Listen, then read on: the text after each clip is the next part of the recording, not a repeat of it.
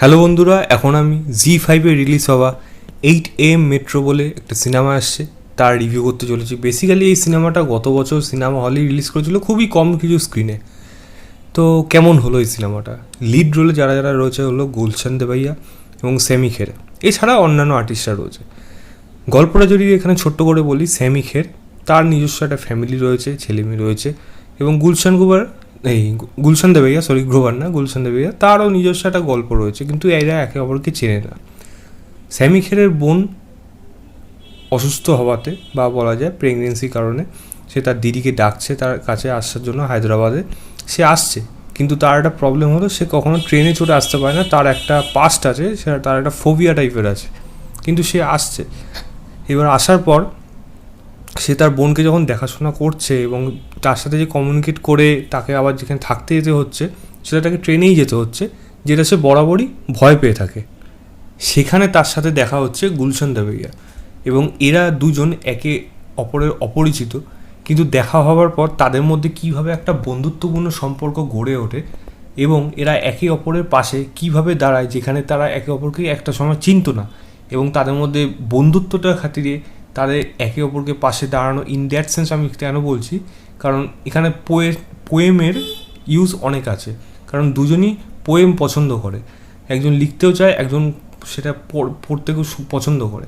তো তারা পোয়েটিকভাবে কীভাবে নিজেদের লাইফস্টাইলে নিজেদের যে প্রবলেমগুলো আছে সেইগুলোকে তারা সলভ করে একে অপরের পাশে বন্ধু হিসাবে থাকতে পারে, নাকি তাদের মধ্যে একটা অন্য কোনো সম্পর্ক গড়ে ওঠে যেটা সমাজের কাছে হয়তো সেরকমভাবে অ্যাকসেপ্টেবল না, এবং এদের ফ্যামিলি বা কী হয়।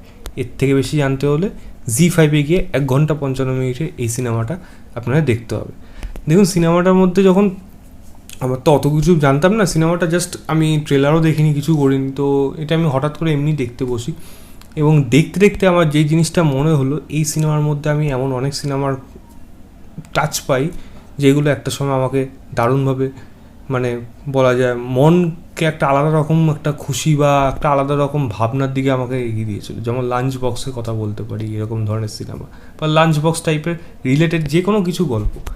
এই গল্পটার মধ্যেও কিন্তু সেরকম ব্যাপার রয়েছে, প্রবলেম রয়েছে, প্রবলেমগুলোর সলিউশন কি যে একমাত্র তারা শুধুমাত্র স্বামীর কাছেই যে সেটাকে মানে বলবে বা বোঝাবে, সে কিন্তু চেষ্টা করছে, কিন্তু তার স্বামী তাকে সময় দিতে পারছে না, মানে তার কাজের চাপের জন্য। যদিও তার স্বামীর দিকটাও কোনোভাবে ভুল না, কারণ স্বামী এমনভাবেই কাজটাকে সে মেনটেন করছে বা তার লাইফস্টাইলটা এমনভাবে চলছে, তার ফ্যামিলির দিকে সময় দেওয়াটা তার পক্ষে সম্ভব হয়ে উঠছে না, কিন্তু স্বামী কিন্তু প্রচণ্ড সাপোর্টিভ, এটাও দেখানো হচ্ছে।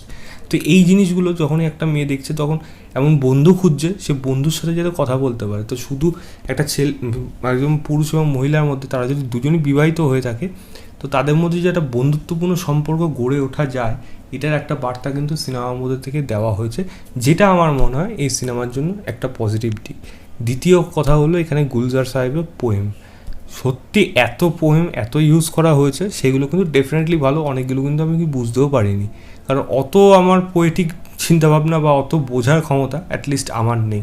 যেইটুকু সাধারণ মানুষ হিসেবে আমি বুঝতে পারি, সেখানে কিন্তু বেশ কিছু এমন মোমেন্ট আছে, সেখানে পোয়েমগুলো কিন্তু দারুণভাবে ওয়ার্ক করেছে, আমার কিন্তু সেগুলো বেশ ভালো লেগেছে।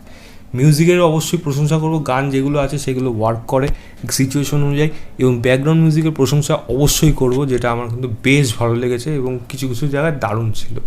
এছাড়া গল্পের মধ্যে অনেকগুলো কিন্তু লেয়ার আছে, এবং লেয়ারগুলোকে সেরকমভাবে ক্যারেক্টারিস্টিক দিক দিয়ে যেরকমভাবে দেখানো হয়েছে, সেইগুলো কিন্তু আমার বেশ ভালো লেগেছে। এবং সিনেমার শেষে একটা টুইস্ট আছে, যেই টুইস্টের জন্য আমি হয়তো তৈরি ছিলাম না, কিন্তু সেটার একটা সামান্য একটা হিন্টস হয়তো আমার মনের মধ্যে আসছিল বারবার, কিন্তু সেটাকে আমি খুব একটা গুরুত্ব দিইনি, তাই ওই টুইস্টটা কিন্তু আমার কাছে ওয়ার্ক করে গেছে।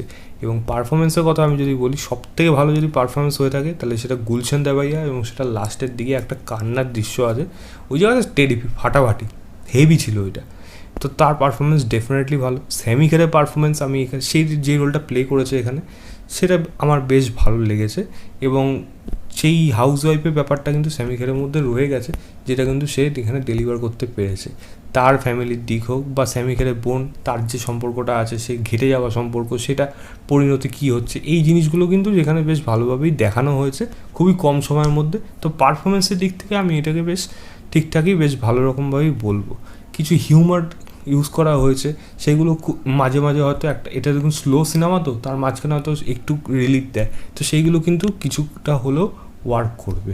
তবে সিনেমার মধ্যে একটা খারাপ দিক লেগেছে হলো সেমি খেতে পার্সোনাল দিকটা, মানে ফ্যামিলির দিকটা, সেটা আমার মনে হয় এই সিনেমাতে অনেকটা গল্পের থেকে কোথাও যেন হারিয়ে রয়েছে, মানে সেই দিকটা যেন খুব একটা বেশি আসছে না হাইলাইটে, বিশেষ করে তার স্বামীর জায়গাটা, তার পয়েন্ট অফ ভিউ, তার পার্সপেক্টিভ, সে কী ভাবছে, এই জিনিসগুলোকে নিয়ে আরও বেশি এক্সপ্লোর করা যেতে পারতো, তাহলে হয়তো সিনেমাটা আরও একটু বেটার হতে পারতো। তবে হ্যাঁ, একটা কথা আমি অবশ্যই বলবো, এই সিনেমাটা আপনি একবার ট্রাই করে দেখতে পারেন, আশা করি সিনেমাটা আপনার খারাপ লাগবে না। আমার কিন্তু সিনেমাটা বেশ ভালোই লেগে গেছে, আমি অ্যাটলিস্ট ওয়ান টাইম ওয়াচেবল তো ডেফিনেটলি আমি এই সিনেমাটাকে বলতে পারি। আমি সিনেমাটাকে 3.25 দেবো, আউট অফ 5 বলবো। জি5 যান, গিয়ে দেখুন, দেখেই জানাবেন আপনাদের কেমন লাগলো। তো এই ছিল আমার ওভারঅল রিভিউ 8am মেট্রো বলে সিনেমাটা। 8am মেট্রো কেন সিনেমাটা, তাদের দুজনে যদি দেখা হতো সেটা আর সকাল 8টা মেট্রোতেই দেখা হতো। তো বেশ ভালো একটা মানে অদ্ভুত রকম নাম, এবং সেটার সাথে গল্পটা কিন্তু বেশ খুব সুন্দরভাবে মিশে রয়েছে। আপনারা দেখে আপনাকে অবশ্যই জানাবেন। এই ছিল আমার ওভারঅল রিভিউ। ভিডিওটা ভালো লাগলে লাইক, শেয়ার এবং চ্যানেলটাকে সাবস্ক্রাইব করে দেবেন। বাই।